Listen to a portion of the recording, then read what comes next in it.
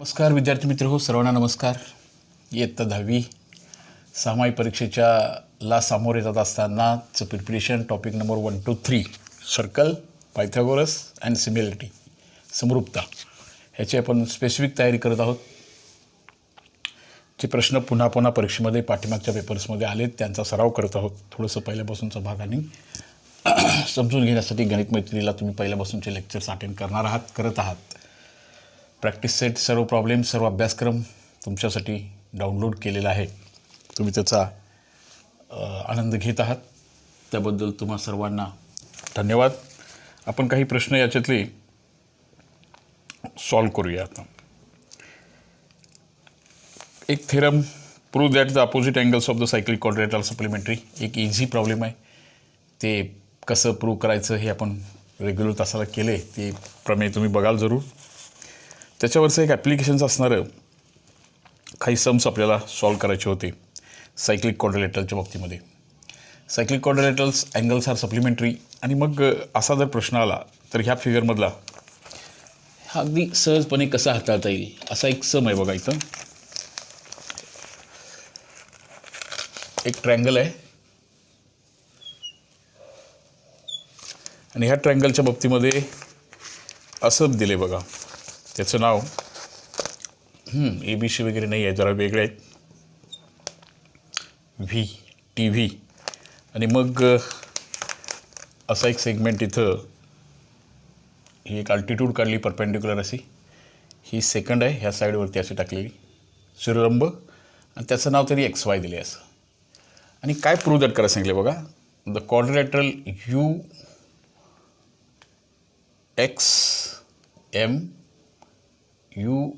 UXMY हा चक्रीय चौकोन आहे, हा सायक्लिक आहे हे दाखवायचं आहे.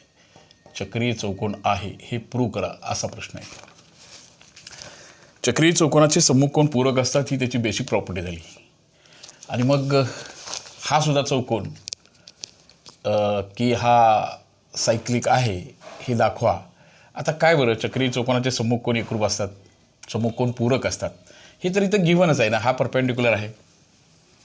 आता समजा की इथं A आणि हा छोटा B घेतला असता तर हा अँगल जो आहे ना, हे जे अँगल आहेत बघा बरं, कुठला अँगल VXT हा कोन, आणि त्यामुळं हा 90चा गिव्हन आहे बघा. VXT हा 90चा गिव्हन आहे. देअरफॉर अँगल UXV सुद्धा 90चा असणार. लिनियर पेअर, रेषीय जोडीतील कोन, रेषीय जोडीतील कोन. आणि त्यामुळं पुन्हा बघा बरं, हा जो अँगल VYT आहे तो सुद्धा 90चा दिला आहे. त्यामुळं त्याचा जो अँगल तयार होईल कुठला बरं, UYT हा सुद्धा 90चा असणार आहे, रेषीय जोडीतील कोन. आणि लक्षात आलं का बघा तुमच्या पुढं आता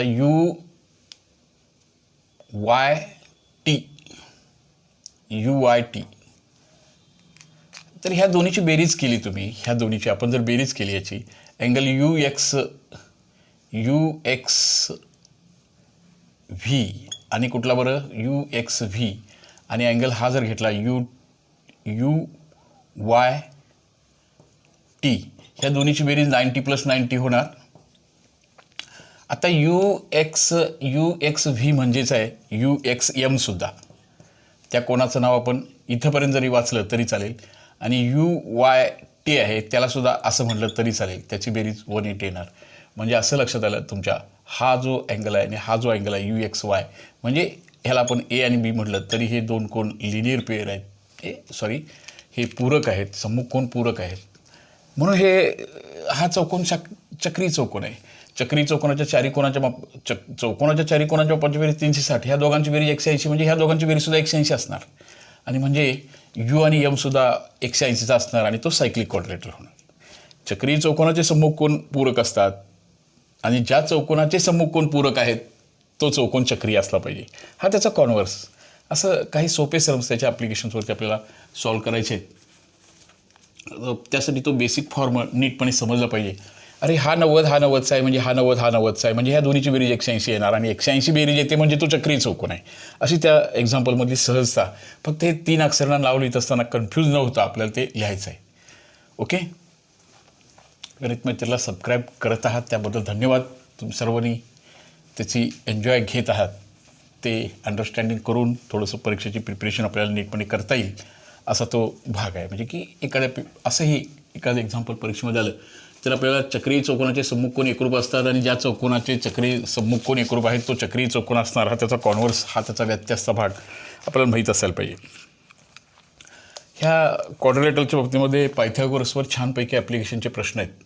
पायथागोरस हा भाग आपण 7वी 8वीपासून शिकत आलेलो आहे. त्यामुळे त्याचे अप्लायड प्रश्न हे मात्र तेवढेच चॅलेंजेबल की तुम्हाला पूर्वी ते भाग झालेला असल्यामुळं तो भाग पायथागोरसच्या ॲप्लिकेशन्सवरती थोडेसे आव्हानात्मक प्रश्न तयार होतात. बघूया तर मग काय प्रश्न तयार झालेत. अशाही काही प्रश्न. हे बघा, हा इथला जो अँगल आहे तो हा शुअरली 90चा आहे. त्याने दिलेलं आहे. इथं पण एक अँगल काढला आहे त्याने असा. हा बघा, हा हे जॉईन केलं आहे आणि मग हा जो होईल इथला सुद्धा कोण त्यांनी 90चा दिला आहे. 90च्या कोणाकडे विशेष लक्ष असलं पाहिजे आपलं. SR आणि मग आपल्याला P आहे, इथं आहे Q आणि कसं दिले बघा. हा सगळा सेगमेंट त्यांनी 50चा दिला आहे. हा टोटली 50 आहे. वरचा आहे तो कितीचा आहे बघा. ह्या दोन्ही साईड्स कॉन्ग्रंट आहेत, ह्या 30-30च्या आहेत.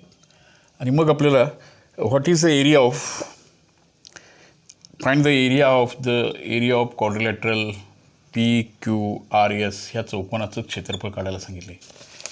ह्या चौकोनाचं क्षेत्रफळ काढत असताना आपल्याला हा ट्रॅपिझम आहे, समलंब चौकोन आहे. मग समलंब चौकोनाच्या क्षेत्रफळाचं सूत्र बाळांना माहिती असायला पाहिजे. या चौकोनाचं क्षेत्रफळ काढताना 1/2 समांतर बाजूंची बेरीज गुणिले लंबांतर इकडे लक्ष असायला पाहिजे. समांतर बाजू माहिती आहेत पण हे जे लंबांतर आहे हे लंबांतर माहीत नाही आहे. परंतु आणखीन एक गोष्ट बघा, आता हे 50 आहे. हे आता ह्या लंबांतर जो सेगमेंट आहे हा PQRST हे जे कन्सेप्ट्स आहेत ना, हे कन्सेप्ट्स आपल्याला काढायला लागतील. आता म्हणजे हे असं असेल तर हा जो भाग आहे इथला, हा जो PQ आहे टोटल 50चा दिला. समांतर बाजूंची बेरीज 50. या चौकोनाच्या समांतर बाजूंच्या बेरीज करायची आहे तर ही आणि ही झाली. पण आपल्याला हे जे लंबांतर आहे ना हे यातून बाजूला काढावं लागेल. ह्याच्यामध्ये ते लंबांतर न देता सुद्धा दिले, त्यांची व्हॅल्यू आपल्याला बाजूला काढावी लागेल. त्यासाठी जरा विशेष परिश्रम किंवा वेगळा विचार करावा लागतो. आता वेगळा विचार करत असताना ज्यांचं स्टडी पॉईंट क्लिअर आहे त्यांनी पायथागोरसच्या प्रमेयाचं ॲप्लिकेशन करत असताना 90चा अँगल कुठं आहे ते शोधतील. बघा, इथं 90चा अँगल आहे, इथं S आहे बघा, इथं P आहे बघा, इथं Q आहे. हा जरासं बाजूला घेऊन बघायला शिका.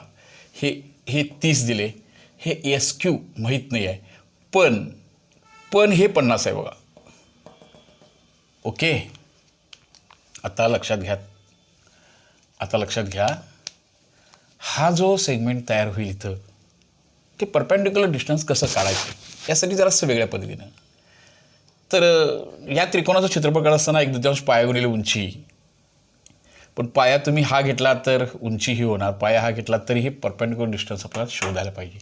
आता काटकोन त्रिकोणाची किंवा पायथागोरस ह्या प्रमेयाला असं म्हणतील, कर्णाचा वर्ग हा उरलेल्या 2 बाजूंच्या वर्गांच्या बेरीज इतका असतो. 90° कोणासमोर बाजूला कर्ण म्हणतात नाही का बाळांनो. 90°च्या कोणासमोरच्या बाजूला कर्ण म्हणतात. आता 90°च्या कोणासमोरची बाजू म्हणजे ही 50 होणार. जरा शॉर्टमध्ये लिहितो बघा मी. 30चा वर्ग आणि x वर्ग असं सॉल्व करणार. कर्णाचा वर्ग बाजू वर्ग ह्या सगळ्या मी आता PQ वर्ग SR वर्ग वगैरे लिहित नाही आहे कारण तेवढी जागा मला जास्त लागते, इथं तेवढी जागा स्पेस नाही आहे. आता 50चा वर्ग 25C, 3चा वर्ग 9, 1 शून्यचा वर्ग 2 शून्य, 5चा वर्ग 25C वजा 9C बरोबर x वर्ग आलं.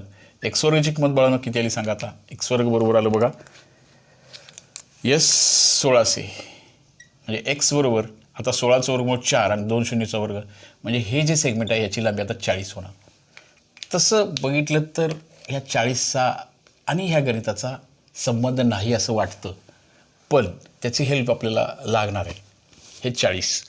आता आपल्याला या ट्रायंगलचं एरिया शोधता येतो कारण आता जिथं परपेंडिक्युलर अँगल आहे, जिथं 90चा अँगल आहे ना, त्यापैकी एकाला आपण बेस आणि एकाला आपण हाईट म्हणतो. जिथं 90चा अँगल तयार झाला, हा आता इथं 90चा अँगल तयार झाला ना, हा बघा, हा 90चा अँगल दिला त्याने, हा त्यापैकी एकाला बेस आणि एकाला हाईट असं म्हणू शकतो आपण. त्यामुळे आता ह्याचा एरिया काढण्याचं काम आहे ते सोपं होऊन जाईल. हां, लक्षात आलं. आता आपण हे 40 झालं, आता याचा एरिया काढूया. थोड्या वेळा करतात विचार करा फक्त. ह्याचा एरिया काढायचा आहे आपल्याला ह्या ट्रँगलचा. What is area of triangle? इथं एरिया ऑफ ट्रँगल हा एक्सची किंमत आली 40. Area of triangle SPQ is equal to 1/2 base into height, पाया गुणिले उंची, 1/2 पाया गुणिले उंची. बरोबर, इथं पाया ना ह्यापैकी कुठला घेऊया? हा पाया घेऊया, ठीक आहे. 40 उंची ही घेऊया. पायाशी लंबरूप असणारी, पायाच्या 90° कोणामध्ये कट करणारी ही जी रेषा असते तिला आपण उंची म्हणत. हिला नाही, हिला पाया म्हटलं तर ही उंची होऊ शकत नाही. ट्रँगलचा हे कन्सेप्ट क्लिअर करा. पाया आणि उंचीमधले 90चा अँगल असायला पाहिजे. हा ट्रँगलचा असेल तर हा पाया घेतला तर उंची इथं येणार आहे, ही इथं उंची येणार आहे. ती आपल्याला माहिती नाही अजून. ती तर आपल्या ह्या गणिताचं बेसिक टेक्निक आहे. 2 1 2 2 2 4 0 0 हे बघा, 3 2 6 हा त्याचा एरिया आला. तुम्ही म्हणा सर एरियाकडं कुठं चाललं आहे, पण एरियामध्ये आपलं आन्सर कसं लपलं आहे बघा. आता हा एरियाची मदत घेऊया. हे 40 हे उत्तर काढत असताना 3 4 5ची जर तुम्ही मदत घेतला असतात, पायथागोरस त्रिकूट 3 4 5 आहे, त्याच्यावरती 3 4 5 हे पायथागोरसचं त्रिकूट आहे. ह्याच्यावर 1 0 घेतला, ह्याच्यावर दुसरा 0 घेतला, हे तिसरं त्रिकूट आपल्याला तयार होतं. 2 0 घेतला तर अजून पायथागोरसचं त्रिकूट, 3 0 4 0. आता हा जो एरिया आहे बाळांनो, हा जो एरिया आहे त्याच्या बाबतीमध्ये थोडासा विचार वेगळा करायचा होता. हा एरिया ऑफ ट्रायंगल परत एकदा लिहितो बघा. Area of triangle SPQ is equal to 1/2 base into height. But हा जो एरिया 600 आहे, हा एरिया मी पायाने उंची जरी बदलली, आता पाया मला हा घ्यायचा आहे बघा, हा पाया घ्यायचा आहे, हा त्याच्याशी लंबरूप असणारी ही त्याची हाईट होणार, म्हणजे इथं हाईट येणार आहे. हा ST या फिगरमधला हा ST जो भाग आहे, हा इथं येणार आहे ST. 1/2 बेस 50 आहे बघा, हा पाया. आणि हाईट बघा, ती एरिया क्षेत्रफळ बदलणार नाही जरी मी पाया उंची बदलली तरी. ही हाईट असणार आहे ST, जी आपल्याला ह्या प्रॉब्लेमचं शोधायची होती. ती ह्या एरियामधून बाजूला काढली. कसे लपलेली किंमत आपण कसं बाजूला काढतो, कसा विचार करतो, हे पण आपल्याला ह्या स्टडी टेक्निकमध्ये बाळगणं असायला पाहिजे. 600 1/2 50 गुणिले ST असं करू का? बरं, 2 1 2 2 2 4 2 5 10 म्हणजे 1/2 गुणिले 50चं 25 झालं बघा. 25ला मी डिवाईड करतो, 600 भागिले 25 बरोबर ST. 25 1 25 25 2 50 10 उरले, 10वर 0 घेतलं, 25 चोक 100 बरोबर ना? काहीतरी चुकाले का? नाही, बरोबर आहे. 25 चोक 100.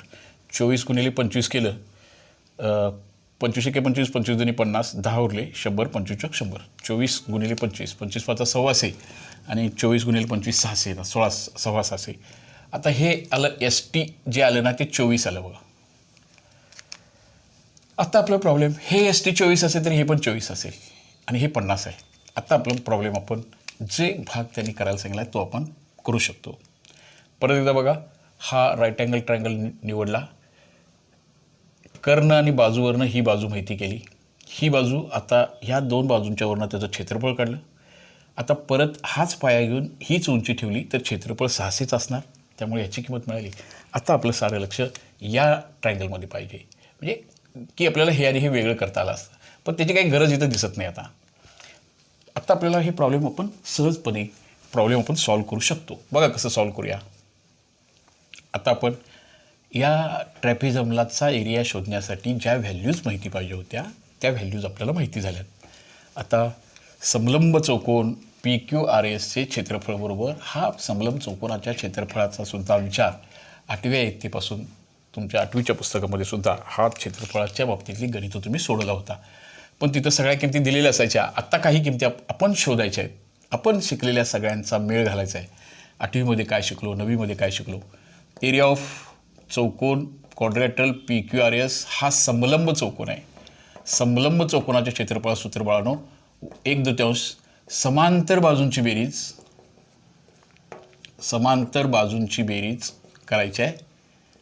इथं एक पेर समांतर असते गुणिले लंबांतर त्यांच्यामधलं असणारं लंब अंतर, त्या समांतर बाजूमधले असणारं लंबांतर ह्याचा विचार करायचा आहे. इथं 1/2 इथं ह्या दोन बाजू एकमेकांना छेदतात त्यामुळे ह्या असमांतर आहेत. ह्या दोन बाजू किती वाढल्या तर छेदणार नाहीत. त्या समांतर बाजू बाळांनो इथं असं होणार आहे, वरची बाजू 14 आहे आणि खालची बाजू 50 आहे गुणिले आणि त्याच्यामधलं जे लंबांतर होतं ते 24 होतं. बघा 24 आलं. हे गणित 8वीत शिकत असताना हे 14, 50, 24 दिलेलं असताना तुम्ही काढायला शिकलाय. पण हे 24 अप्रत्यक्षरित्या एरियामध्ये घालून आपल्याला एरियाचा विचार करून पायथागोरसच्या प्रमेयाचं ॲप्लिकेशन करून हे 10वीमधला झालेला बदल आहे. 8वीत गणित सोडत असताना मुलांनी हे डायरेक्ट समांतर बाजून हे दिलं, पण 10वीमध्ये थोडासा विचार करण्याची प्रक्रिया थोडीशी बदलली आपल्याला. हे जे लंबांतर होतं ते कशात तरी घालून म्हणजे पायथागोरसच्या प्रमेयामध्ये आणि त्रिकोणाच्या क्षेत्रफळामध्ये लपवलं होतं, ते आपल्याला हळूवारपणे आपण बाजूला काढलो आणि मग हे गणित म्हणून आपण 10व्या इयत्तेमध्ये हा बेसिक 8वीचा जो भाग होता तो विचार करून पुढं सोडत असतो. 1/2 हे किती झाले बरोबर 64 नॉट 65 आणि हे 24 60 झाले. आणि मग बाळांनो ह्याला आपण भाग घालूया. 2 1 2 2 3 6 2 2 4. आता 32 आणि 24चा गुणाकार करून जे उत्तर तुम्हाला मिळेल ते ह्या प्रश्नाचं उत्तर असेल. तो गुणाकार तेवढा तुम्ही करा. 24 आणि 32 एवढं चौरस एकक, एवढे चौरस युनिट, स्क्वेअर युनिट्स हे त्याचं एरिया असेल. समांतर बाजूंची बेरीज गुणिले लंबांतर 8व्या इयत्तेमध्ये शिकलेला भाग, हा लंबांतराचा जो भाग होता यापैकी त्याने आपल्याला लपवला होता, तो पायथागोरसमधून बाजूला काढला, एरियाचा मदत घेतला. हा विचार 10वीच्या मुलांनी करायचा आहे. हा 8वीतून 9वीत 9वीतून 10वीत गेल्यानंतर आपल्या मनामध्ये गणिताबद्दलची जी एक प्रलबद्धता, एक विचार करण्याचा प्रवाह निर्माण होणार आहे, तो भाग असा होता. आलं लक्षात बाळांनो? काय 8वी इयत्तेमध्ये शिकलेल्या गोष्टी 9वी 10वीमध्ये कशा अटॅच असतात किंवा तो भाग आपल्याला कसा पूर्ण करायचा असतो त्यातला हा भाग होता. हाही प्रश्न पुन्हा पुन्हा आला, ह्यासारखे प्रश्नही आपण सोडवलेत. तर सबलंब चौकोनाचं क्षेत्रफळ काढत असताना जे क्षेत्रफळ वापरायचं आहे त्या क्षेत्रफळामध्ये असणाऱ्या किमती दिलेल्या नीटपणे बघायच्या आहेत आणि आपण स्वयं विचार करणार आहोत की कोणता रेषाखंड दिलेला नाही, पायथागोरसच्या प्रमेयाचा वापर कसा करता येईल. त्रिकोणाच्या क्षेत्रफळाच्या गुणधर्माचा पाया आणि उंची वेगळी असली तरी क्षेत्रफळ बदलत नाही. पाया आणि उंची एकाच त्रिकोणाची पाया उंची जर आपण बदललो तर क्षेत्रफळाची किंमत बदलणार नाही, कारण क्षेत्रफळ म्हणजे त्या आकृतीनं व्यापलेली जागा असते, ती बदलणार नाही. भले आपण पाया कोणता पण घ्या, उंची कोणती पण घ्या. लक्षात झालं का? बघा, क्षेत्रफळ ही संकल्पना बदलणार नाही. हा विचार तुमच्या मनामध्ये कॉन्क्रीट असला पाहिजे, तो पक्का असला पाहिजे. तो संबोध क्लिअर असण्यासाठी हे मनामध्ये तयार होणं, जगातली प्रत्येक गोष्ट मनामध्ये तयार होते निर्मात्याच्या. गणित सोडवणंसुद्धा पहिल्यांदा मनात कन्सेप्ट निर्माण झाली पाहिजे आणि मग ती कागदावरती रिप्रेझेंट करता आली पाहिजे. असा एक आहे बघा, हा बेसिकली काटकोन त्रिकोण आहे. हा काटकोन त्रिकोणामधला हा 12 एक लंब काढला इथं आणि मग आपल्याला इथं त्रिकोणाचं क्षेत्रफळ काढा, हा 5वी 6वीचा प्रश्न झाला असता. इथं सुद्धा आपल्याला हे असं आहे. या फिगरमध्ये त्यांना पहिल्यांदा MN काढा आणि दुसऱ्यांदा त्या ट्रायंगलचं एरिया काढा, LMNचं एरिया काढा, असा प्रश्न आहे. आता याचं पाया आणि उंची दिली असेल, क्षेत्रफळ काढा, हे 5वी 6वीच्या मुलाचं काम झालं. आपण 10th लर्न करतोय. 10वीमधल्या काही प्रॉपर्टीज. काटकोन त्रिकोणात कर्णावर टाकलेल्या शिरोलंबामुळे निर्माण होणारे 3ही त्रिकोण एकमेकाशी समरूप असतात आणि त्याच्यामध्ये एक भूमिती मध्याचा संकल्पना तयार होतो. काटकोन त्रिकोणात कर्णावर टाकलेला शिरोलंब हा कर्णाच्या विभाजनाचा जॉमेट्रिक मीन असतो, भूमितीमध्ये असतो. भूमितीमध्ये ही कन्सेप्ट कशी आहे बघा, A आणि Cचा भूमितीमध्ये B असतो. असं केव्हा म्हणायचं? B² = AC असतं. B² = AC असतं. तसं हा जो सेगमेंट आहे, हा LP, हा कर्णावर टाकलेला शिरोलंब आहे. कर्णावर टाकलेला शिरोलंब हा कर्णाच्या विभाजनाचा भूमितीमध्ये असतो. म्हणजे जॉमेट्रिक मीन प्रॉपर्टी इथं आपल्याला यूज करायला पाहिजे. डबल काटकोन त्रिकोण असायला पाहिजे, कर्णावर एक शिरोलंब टाकायला पाहिजे. P² is equal to AC, तेव्हा Bला A आणि Cचा भूमितीमध्य म्हणायचं असतं. म्हणजे LP हा ह्याचा भूमितीमध्य आहे. ही संकल्पना आपल्याला गणितामध्ये अशी व्यक्त व्हावी लागेल. त्याचा जो भूमितीमध्य म्हणून तुम्ही घेता, त्या भूमितीमध्याचा स्क्वेअर, त्या भूमितीमध्याचा वर्ग हा, त्या भूमितीमध्य LP² इज इक्वल टू, भूमितीमध्य आहे तो कर्णावर टाकलेला शिरलंब. कुणाचा? कर्णाच्या दोन तुकड्याचा. कर्णाचे दोन भाग झाले बघा, LP आणि PN. ही 10th मधली सिमिलरिटी शिकल्यानंतर तुम्हाला समजलेली संकल्पना होती. कर्णावर टाकलेल्या शिरलंबामुळे कर्णाचं जे विभाजन होतं त्यामुळे 3 त्रिकोण तयार होतात. बेसिक, छोटा आणि मध्यम हे 3ही समरूप असतात. आणि ह्या 2 त्रिकोणाची समरूपता आपण जेव्हा मांडू तेव्हा तिरकस गुणाकारातनं हा समरूप तयार झाला होता.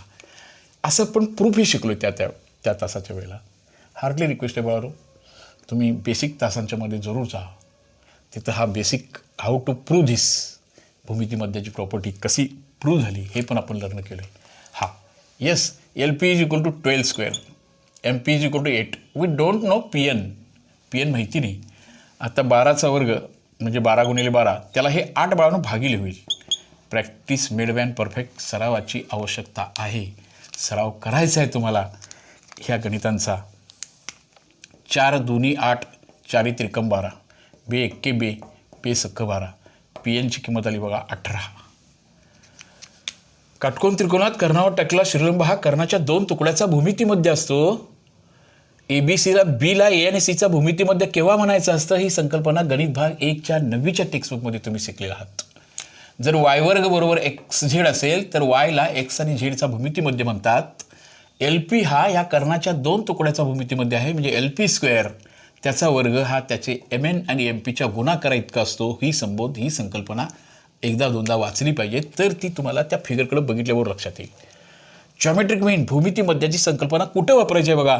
जर एखाद्या कर्णावरती शिरोलंब टाकलेला असतो तेव्हा काटकोन त्रिकोणात परत काटकोन त्रिकोण तयार झाले पाहिजेत. असे 3 काटकोन त्रिकोण, ही काटकोन त्रिकोणाची समरूपता होती. एक अतिशय चांगलं प्रमेय त्या सिमिलरिटी लेसनमध्ये आपल्याला पहिल्याच प्रकरणामध्ये येऊन गेलं होतं.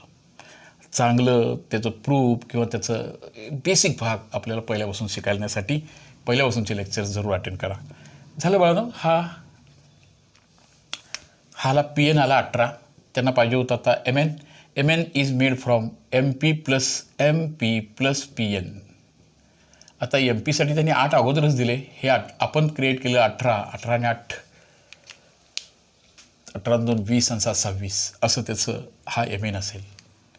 आता बघा ना, आपण हे बघा, हे 26 झालं. आता आपण 5वी 6वी 7वीमध्ये आलो बघा. 26 10वीच्या जॉमेट्रिक मीनला सपोर्ट धरून आपण पुढं जायचं होतं. आलं लक्षात. आता आपण 5वी 6वीच्या मुलासारखं हे प्रॉब्लेम सॉल्व्ह करू शकतो. एखाद्या ट्रायंगलचा एरिया कसा काढायचा असतो. ट्रायंगलचा एरिया काढण्यासाठी सुद्धा ट्रायंगलचं सूत्र पक्कं परफेक्ट माहिती असायला पाहिजे बघा. ते आता पाठ करत बसायचं नाही, तर नुसते लर्निंग एक्सपेक्टमध्ये झालं पाहिजे, सहजतेने झालं पाहिजे. एरिया ऑफ ट्रायंगल LMN बरोबर 1/2 बेस इंटू हाईट. त्रिकोणाच्या क्षेत्रफळाचं सूत्र पाया गुणिले उंची. सरळ पाया गुणिले उंची असं लिहा. 1/2 पाया या त्रिकोणाचा पाया आणि त्याच्यावरती टाकलेला शिरोलंब, हा शिरोलंब म्हणजे उंची. पाया हा 8 पण नव्हे 18 पण नव्हे, दोन्हीच्या बेरीज एवढा म्हणजे 26. आणि हाईट दिलीच आहे त्यांनी. आता मगाचा जो काटकोन त्रिकोणावर टाकलेला शिरोलंब होता तो ह्या त्रिकोणाची हाईट आहे. बरोबर. असं करूया. 2 एक्के 2, 2 त्रिक 6, 13चं निम्म 26चं निम्म 13 झालं. 13 गुणिले 12 याचा गुणाकार करावा लागेल आणि मग आपल्याला त्याचा प्रॉब्लेम पूर्ण करावा लागेल. हा गुणाकार करा. एवढं चौरस एकक हे त्याचं एरिया असेल. आलं लक्षात. 10th 8th 9th कसं कॉम्बिनेशन आहे, कसा तो क्रमवार अभ्यासक्रम आपल्याला पुढं शिकत जायचा आहे. यासाठी बाळांनो 9वीचेही सगळे लेक्चर्स मी केलेत. 9वीचाही कुठला धडा तुम्हाला बघायचा असेल तर जरूर बघा. 8वीचाही भाग आपण पूर्ण केला आहे. बहुतेक सगळा अभ्यासक्रम आपण सगळ्याच्या सगळा डाउनलोड करण्यामध्ये आपण यशस्वी झालेलो आहोत. तुम्ही सगळेजण बघताय, चांगल्या प्रकारचं सहकार्य करताय, त्याबद्दल पुनश्च एकदा तुम्हा सर्वांना धन्यवाद देतो. आणि मग आपल्याला काही भाग आपल्याला असाही आहे बघा. एक गणित त्रिकोण ABCमध्ये असं एक सम आहे, बघूया जरा समजून. ओके, अजून एक एक्झाम्पल तेवढं पूर्ण करून घेऊया. तुम्ही फोकस्ड भाग, स्पॉटलाईट पेपरमध्ये आलेले प्रश्न कशा रीतीनं सामायिक परीक्षेला सामोरं जायचं आहे. भरपूर एक्झाम्पल्स आहेत, भरपूर आहेत. 1-2 तास आपले चुकले आहेत, शाळेला वेळेत रेग्युलर गेलो नाही, समजलं नाही क्लासमध्ये पण. तर अशा वेळेला बाळांनो ते गणित मैत्रीचं यूट्यूबवरचं चॅनल ओपन करा. कुठला युनिट, कोणतं धडा तुम्हाला समजलं नाही ते परत बघा. त्यासारखी गणितं तुम्ही निश्चितपणे बघू शकाल. प्रूव्ह दॅट हे असं आहे बघा. In triangle ABC AD is perpendicular to the BC. In triangle ABC हा एक ट्रँगल आहे, त्याचं नाव ABC आहे आणि AD is perpendicular to the BC. That is AD that is perpendicular. हे आपल्याला काढता आलं पाहिजे बाळांनो सहज. कोण कुणाला लंब आहे त्रिकोण ABCमध्ये. Angle C is 45. Angle C is 45 degree. AC is 2√8. AC is 2√8 असं आहे बरं का. Find AD and BC. AD काढायचं आहे. आता याचा AD कसा काढायचा आहे बघूया. BD इज 5 दिलं आहे. हां, आता AD काढा आणि DC काढा, किंवा काय काढायचं सांगितलं बघा, BC काढा. Find AD and find BC असं 2 प्रश्न आहेत. काटकोन त्रिकोण ABCमध्ये AD हा लंब आहे. या त्रिकोणाची जास्त माहिती आपल्याला दिलेली आहे. हा 45, हा 90. ट्रँगलच्या त्रिकोणाच्या तिन्ही कोणाच्या मापांची बेरीज 180 असते. हा 90चा म्हणजे ह्या दोघांची बेरीज 90. त्यातला हा 45चा म्हणजे शुअरली हा 45चा असणार. 45, 45, 90. 45, 45, 90. AC हा त्याचा कर्ण झाला बाळांनो. 45, 45, 90च्या काटकोन त्रिकोणात काटकोन करणारी प्रत्येक बाजू बघा 2√8 असं दिली त्यांनी. 2√8 काटकोन करणारी प्रत्येक बाजू 45, 45, 90 मापाच्या काटकोन त्रिकोणामध्ये ह्या दोन्ही बाजू सारख्या आहेत. काटकोन करणारी प्रत्येक बाजू ही कर्णाच्या 1/√2 पट असते. ह्याच्यासाठी बाळांनो तुम्हाला प्रॅक्टिस पाहिजे. ही बघा, काटकोन करणारी प्रत्येक बाजू AD आणि DC ही 1/√2 पट असते. कुणाच्या? कर्णाच्या. हा एवढा 1/2 पट 30 अंश कोणासोबत बाजू असते. 1/√2 पट. हे 45, 45, 90 थेरम आहे. ते चौरसाबद्दल सुद्धा पटशी होऊन गेलं तर बघा. हे 45, हे x हे डायगोनल असेल तर कर्णाचा वर्ग बरोबर y, हा कर्ण y असेल तर 2x वर्ग व्हायचा, रूट 2x व्हायचं, आणि मग ही जी काटकोन करणारी बाजू आहे ती 1/√2 × y अशी ही सहजतेनं आपल्याला त्याचा प्रूफ आपण शिकलो होतो. 1/2 आणि ह्याचं उत्तर आहे बाळांनो 2√8 असं आहे. ते थोडं 2√8 ही संख्याला सिम्प्लिफाय करायला 9th हेही शिकला होता तुम्ही. ह्या जो मिक्सड सरळ आहे ह्याला प्युअर सरळ किंवा ह्याचं सिम्प्लिफिकेशन करत असताना गुणिले √8 म्हणजे 4 2 8 होतं बघा.